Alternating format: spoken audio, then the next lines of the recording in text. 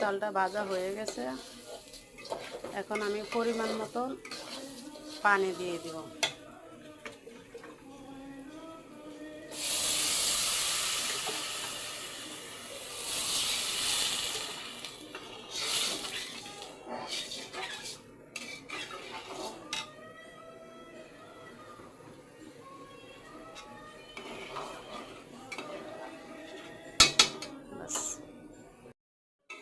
আমার পোলাওটা হয়ে গেছে,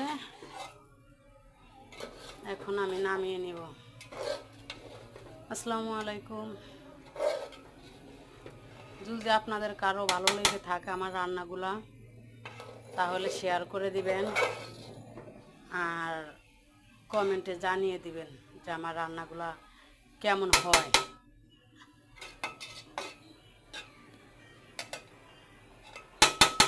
বাস।